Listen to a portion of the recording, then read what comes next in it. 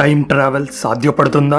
షార్ట్గా చెప్పాలంటే yes, time travel సాధ్యపడుతుంది. మీరు, నేను, మీ ఫ్యామిలీ, మీ చుట్టూ ఉన్న ప్రతి వస్తువు ఇప్పుడు టైం ట్రావెల్ చేస్తున్నాయి.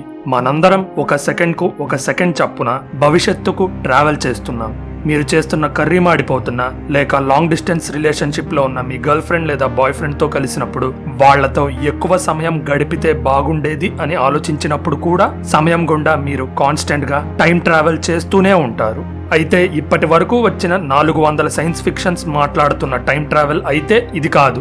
Avengers, doctor who, star trek లేదా బ్యాక్ టు ద ఫ్యూచర్ లాంటి పాపులర్ సైన్స్ ఫిక్షన్ లో మన క్యారెక్టర్స్ ఏదో ఒక పరికరం లేదా వాహనం ఎక్కి భవిష్యత్తుకు లేదా పాస్ట్ కు టైం ట్రావెల్ చేస్తారు. ఒకసారి ఈ క్యారెక్టర్స్ టైం ట్రావెల్ చేసిన తర్వాత వారి దగ్గరున్న నాలెడ్జ్ తో గతాన్ని లేదా భవిష్యత్తును మారిస్తే ఏమవుతుందో ఆ టైం ట్రావెల్ చేసిన క్యారెక్టర్స్ తెలుసుకుంటారు. ఇలా భవిష్యత్తు లేదా గతాన్ని మార్చినప్పుడే ప్యారలల్ యూనివర్స్ లేదా ఆల్టర్నేట్ టైం లైన్స్ యొక్క ఐడియాస్ పుడతాయి. అయితే గతాన్ని మార్చడం లేదా భవిష్యత్తులోకి చూడటం అనే ఐడియాను చాలా మంది ఎంటర్టైన్ చేసిన సైన్స్ ఫిక్షన్ లో మనం ఇప్పటి వరకు చూసిన సమయంలో ముందుకు వెళ్లి వెనక్కి రావటాన్ని ఎలాంటి సైడ్ ఎఫెక్ట్స్ లేకుండా ఎవరూ సాధించలేదు, అట్లీస్ట్ నాకు తెలిసినంత వరకు. Black holes and baby universes అనే పుస్తకంలో ప్రముఖ శాస్త్రవేత్త అయిన స్టీఫెన్ హాకింగ్ చెప్పినట్టుగా ఒక పిక్నిక్ కి టూరిస్టులు వచ్చినట్టుగా భవిష్యత్తు నుండి ఇప్పటి సమయానికి ఎవరూ వచ్చినట్టుగా మనకు ఎలాంటి ఆధారాలు దొరకలేదు. కాబట్టి టైం ట్రావెల్ అసాధ్యమనే చెప్పుకోవాలి. అయితే సమయాన్ని కొంతవరకు మాత్రం మ్యానిపులేట్ చేయడాన్ని సైన్స్ అనుమతిస్తుంది. ఉదాహరణకు ఆల్బర్ట్ ఐన్స్టీన్ యొక్క థియరీ ఆఫ్ రిలేటివిటీ ప్రకారం టైం అనేది ఒక భ్రమ. అది ఒక్కో వ్యక్తికి లేదా వస్తువుకి ఒక్కోలా గడుస్తుంది. ఉదాహరణకు కాంతికి సమానమైన వేగంతో ప్రయాణించే వ్యక్తికి సమయం ఆగిపోతుంది. వీరు ఎలాంటి శరీర లక్షణాలతో అయితే కాంతి వేగ ప్రయాణం మొదలు పెట్టారో అదే శరీర లక్షణాలతో అదే వయస్సుతో తిరిగి వస్తారు. అదే సమయంలో అతని వయసుతో ఉన్న ఇంకొక వ్యక్తి కథ వేరుగా ఉంటుంది. అతనికి సమయం అనేది సహజంగానే గడుస్తుంది కాబట్టి అతని వయసు పెరుగుతుంది. ఈ రిలేటివిటీకి ఆధారాన్ని నాసా వాళ్లే కన్ఫర్మ్ చేశారు. స్కాట్ మరియు మార్క్ కెల్లీ అనే కవల ఆస్ట్రోనాట్స్ లో స్కాట్ ను భూమి చుట్టూ 300 కిలోమీటర్ల ఎత్తులో తిరుగుతున్న ఇంటర్నేషనల్ స్పేస్ స్టేషన్ కు పంపించడం జరిగింది. అతను 1 సంవత్సరం పాటు స్పేస్ లోనే గడిపారు. కిందకి వచ్చినప్పుడు వారిద్దరి శరీరాల్ని కంపేర్ చేస్తే స్కాట్ కంటే మార్క్ తక్కువ ఏజింగ్ కు గురయ్యాడు. అంటే అతనికి తక్కువగా వయసు పెరిగింది. టైం ట్రావెల్ మీద అనేక సైంటిఫిక్ థియరీలు ఉన్నాయి. వార్మ్ హోల్స్ చుట్టూ తిరిగే వింత ఫిజిక్స్, బ్లాక్ హోల్స్ మరియు స్ట్రింగ్ థియరీస్ కూడా ఇందులో భాగమే. థియరీ ఆఫ్ రిలేటివిటీను ఐన్స్టీన్ 1905లో డెవలప్ చేశారు. ఇంకొన్ని థియరీస్ ని కలిపి మొత్తంగా వీటన్నిటిని థియరీ ఆఫ్ జనరల్ రిలేటివిటీ అంటారు. ఈ రోజుల్లోని ప్రతి ఫిజిక్స్ కాన్సెప్ట్ కు, అలానే మనం వాడే ప్రతి టెక్నాలజీ ఈ థియరీ ఆఫ్ జనరల్ రిలేటివిటీ మీదే ఆధారపడతాయి. స్ట్రైట్ లైన్ లో కాన్స్టెంట్ వేగాల్లో వెళ్తున్న వస్తువుల మీద స్పేస్ అండ్ టైం రిలేషన్షిప్ ను స్పెషల్ రిలేటివిటీ వివరిస్తుంది. ఈ థియరీ ఆఫ్ రిలేటివిటీను అర్థం చేసుకోవడం పెద్ద కష్టమేమీ కాదు. దాంట్లో కాంప్లికేటెడ్ మ్యాథమెటిక్స్ ఈక్వేషన్స్ ఉన్న సారాంశం మాత్రం అర్థవంతంగా సింపుల్ గా ఉంటుంది. ముందుగా జనరల్ రిలేటివిటీలో ప్రతి వస్తువును ఇంకొక వస్తువుతో పోలుస్తారు. వస్తువుల్ని పోల్చడానికి ఒక ఖచ్చితమైన ఫ్రేమ్ ఆఫ్ రిఫరెన్స్ ఉండదు, అంటే ఒక ఖచ్చితమైన కొలత ఉండదు అనుకోండి. రెండవది, కాంతి వేగం ఎప్పుడూ కాన్స్టెంట్ గానే ఉంటుంది. కాంతి వేగాన్ని ఎలా లేదా ఎక్కడి నుండి కొలిచినా అది ఒకే ఫలితాన్ని ఇస్తుంది. మూడవది, కాంతి కంటే వేగంగా ఏది ప్రయాణించలేదు. హలో ఫ్రెండ్స్, మీరింకా ఇలాంటి ఇంట్రెస్టింగ్ వీడియోస్ చూడాలంటే ఛానల్ సబ్స్క్రైబ్ బటన్ నొక్కి బెల్ ఐకాన్ క్లిక్ చేయండి. ఈ సింపుల్ సూత్రాల నుండి నిజమైన టైం ట్రావెల్ పుడుతుంది. మీ ఫ్రెండ్ కంటే మీరు స్పేస్ గుండా వేగంగా ప్రయాణిస్తే మీ వాచ్ లోని ముళ్ళు మీ ఫ్రెండ్ వాచ్ లోని ముళ్ళ కంటే నెమ్మదిగా తిరుగుతాయి. అంటే వేగం ఎక్కువయ్యే కొద్దీ టైం స్లో అవుతుందన్నమాట. అయితే మనం ఇప్పటి వరకు మనుషుల్ని కాంతి వేగానికి యాక్సలరేట్ చేయలేదు. కానీ మన భూమి చుట్టూ గంటకు 28,000 కిలోమీటర్ల వేగంతో తిరిగే ఇంటర్నేషనల్ స్పేస్ స్టేషన్ లో మనుషుల్ని ఉంచాం. ఇన్ఫాక్ట్ మీరు ఈ వీడియో చూసే సమయంలో కూడా అందులో 7 ఆస్ట్రోనాట్స్ పనిచేస్తూనే ఉంటారు. మనం ఇందాక మాట్లాడుకున్న స్కాట్ మరియు మార్క్ కెల్లీ కవలల్లో స్కాట్ ఏమో 520 రోజులు స్పేస్ స్టేషన్ లో గడిపారు. అలానే మార్క్ 52 రోజులు స్పేస్ స్టేషన్ లో ఉన్నారు. రిలేటివిటీ పరంగా అంత స్పీడ్ లో అంత సమయం తేడా వల్ల జరిగే మార్పులను సైన్స్ తో సులువుగా కనిపెట్టొచ్చు. కాబట్టి వారిద్దరి మధ్య ఏజ్ గ్యాప్ ఇంకా పెద్దదైందని సైంటిస్టులు తేల్చారు. నేను స్కాట్ కంటే 6 నిమిషాల ముందు పుట్టాను కాబట్టి నేను 6 నిమిషాల పెద్దవాడిని. అయితే స్కాట్ ISS కు వెళ్లడం వల్ల మా ఇద్దరి మధ్య ఏజ్ గ్యాప్ కాస్త 6 నిమిషాల 5 మిల్లీ సెకండ్స్ అయిందని మార్క్ అన్నారు. ఇది అంత పెద్ద తేడా కాకపోయినా సైన్స్ కు 1/2 మిల్లీ సెకండ్ తేడా కూడా తేడాని. గుర్తుపెట్టుకోండి, ఈసారి మీరు ఫ్లైట్ ఎక్కినప్పుడు లేదా ట్రైన్ ఎక్కినప్పుడు మీ అక్క, తమ్ముడు, అన్న లేదా చెల్లికి మరియు మీ మధ్య ఏజ్ డిఫరెన్స్ ఇంకా పెరుగుతుంది. ఇలా స్పేస్ స్టేషన్ లో ఉన్నప్పుడు ఆస్ట్రోనాట్ వయసు మీద పడే రిలేటివిటీ ప్రభావం చాలా తక్కువే అయినా GPS శాటిలైట్ మరియు భూమి మీద ఉన్న మనుషుల మధ్య రిలేటివిటీ ప్రభావం వల్ల పడే టైం తేడాలు స్పష్టంగా కనబడతాయి. ముందుగా ఈ టైం తేడాలకు ఒక పదాన్ని అంటగడదాం, అదే టైం డైలేషన్. భూమి సర్ఫేస్ కు దాదాపు 36,000 కిలోమీటర్ల ఎత్తున ఉన్న అనేక శాటిలైట్స్ ను ఆధారంగా చేసుకుని గ్లోబల్ పొజిషనింగ్ సిస్టమ్ లేదా GPS మనం భూమి మీద ఎక్కడ ఉన్నామో ఖచ్చితంగా చెప్తుంది. గూగుల్ మ్యాప్స్ అంటారు చూడండి, దాంట్లో వాడేది ఈ GPS టెక్నాలజీనే.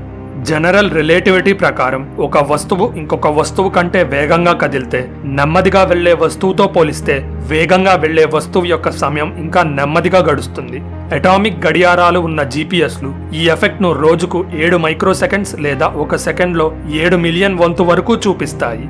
అలానే జనరల్ రిలేటివిటీ ప్రకారం భూమి లాంటి భారీ వస్తువులకు దగ్గరగా ఉన్న గడియారాలు వాటికంటే దూరంగా ఉన్న వాటికంటే స్లోగా తిరుగుతాయి. మన గడియారాలు భూమి మీద ఉంటాయి. అలానే శాటిలైట్ లో ఉన్న GPS గడియారాలు చాలా పైన భూమికి దూరంగా ఉంటాయి కాబట్టి వాటిలోని టైం భూమి మీద గడియారాల టైం కంటే ఫాస్ట్ గా ఉంటుంది.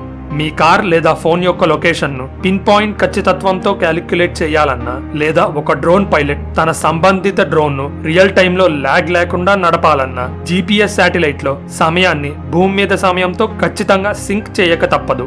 వార్మ్ హోల్స్ అనేవి స్పేస్ టైం గుండా అనేక లోకాలను లేదా వేరువేరు సమయాల్లో ఉన్న ఒకే లోకాన్ని కనెక్ట్ చేసే ఒక ఊహాజనిత దారి. వీటిని ఐన్స్టీన్ రోజెన్ బ్రిడ్జ్ అని కూడా అంటారు. అలానే ఇంకొంతమంది వీటిని వైట్ హోల్స్ అని కూడా అంటారు, అంటే బ్లాక్ హోల్స్ కి విరుద్ధం అని అర్థం.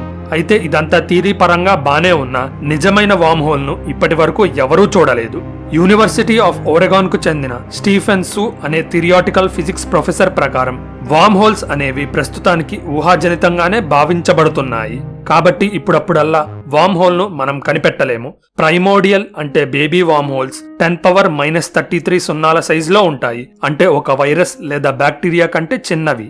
వీటి గుండా ఎలాంటి వస్తువు ట్రావెల్ చేయలేనంత అస్థిరంగా అవి ఉంటాయని మనం ఇప్పటి వరకు అనుకున్నాం.